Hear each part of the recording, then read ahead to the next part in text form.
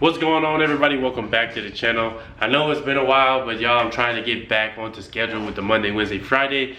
So I promise y'all, we gonna get back there. So today I'm dropping another video about the detailing stuff because this is a question that a lot of people ask me, and I'm gonna start referring them to this video. But for the people that's here, just for, you know, to kind of see what's going on, I will have an update video on the Grand Prix, on the reason why I'm selling it and everything that's wrong with it, because I keep getting people hitting me up at, hey, what's wrong with it, that want to buy it, and I'm gonna send them straight to that video. I'll give you an update on the G8. The G8's been running pretty good. I haven't had any issues. I still got to upload the new tune to it. I just haven't had time.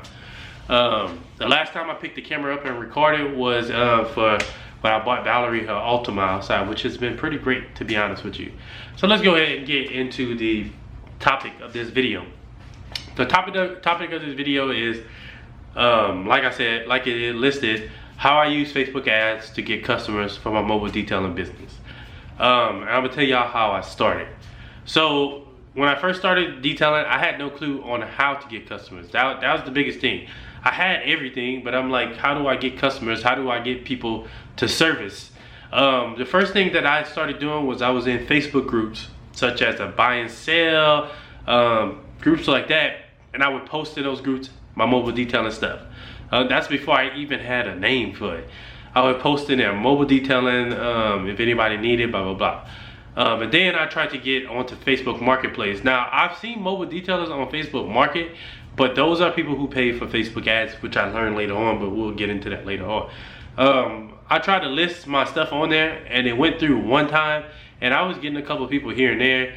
And then I tried to list it again one time, and it would not do it. It kept kicking it, it kept denying it, or whatever. So I was like, damn, how the hell am I gonna get customers if I can't even post on there anymore? So let's get into it. Number one, my first piece of advice is focus. If you're gonna do the social media route like I did, some people decide to get business cards and flyers and they go pass that out. I didn't want to do that.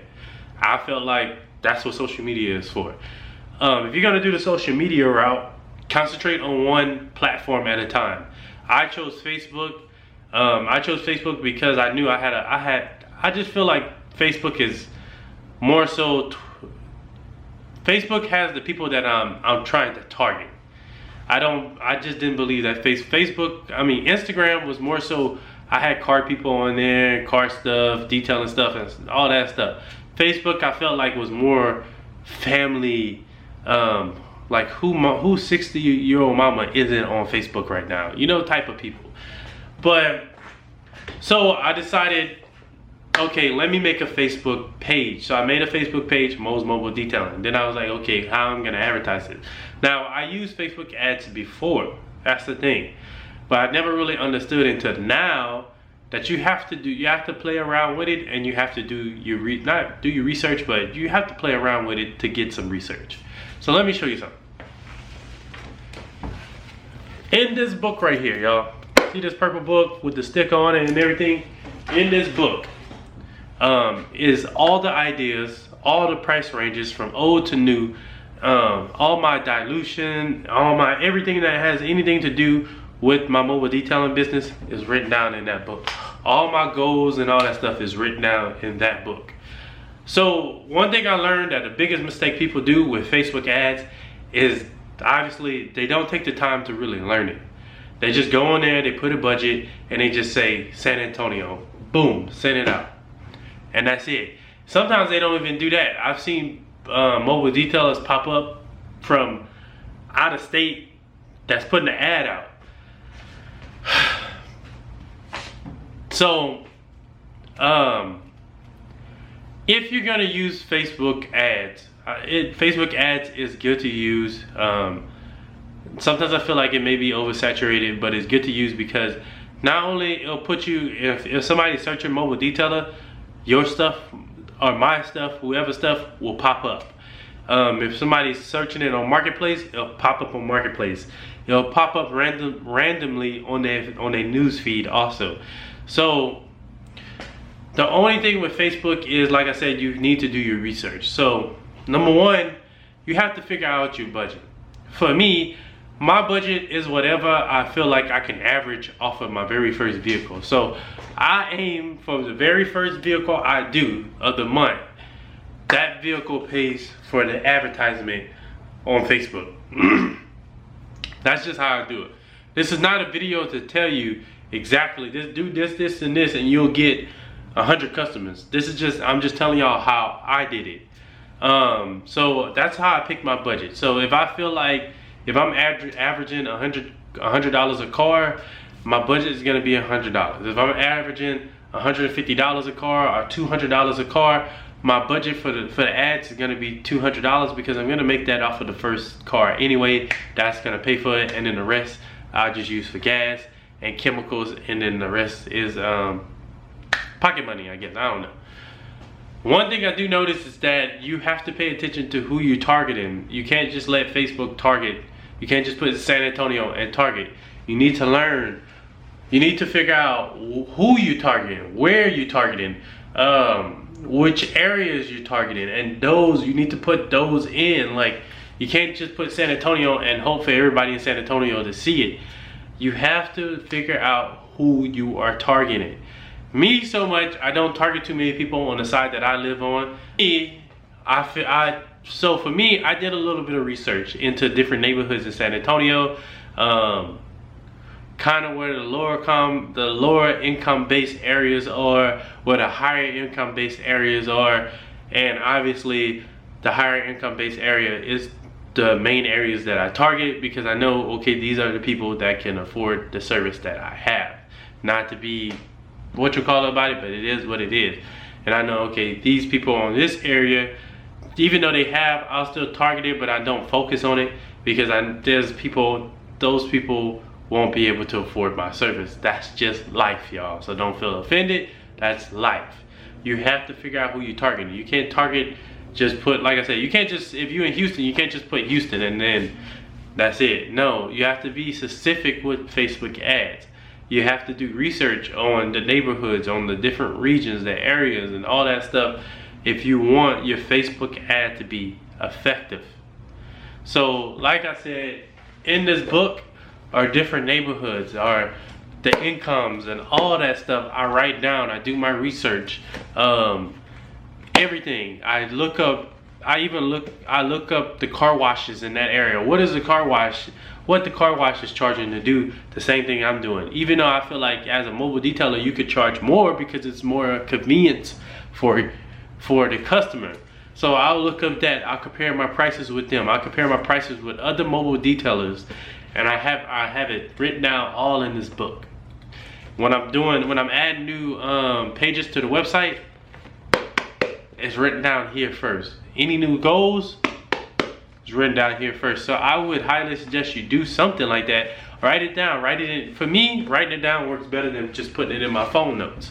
But that is how I use Facebook ads effective for my business. I've been running Facebook ads for probably 8 or 9 months now, and I have a certain budget that I put every month. But now I'm starting to kind of change it up. Another thing you're gonna have to pay attention to, you can't just put the ad out and then the ad just say, Mo's Mobile Detailing. Call me if you need a detail. No, people don't like to read. So the picture that you're gonna use for your Facebook ad is basically something that's telling it, like that one picture can tell a whole story. That's what you wanna do.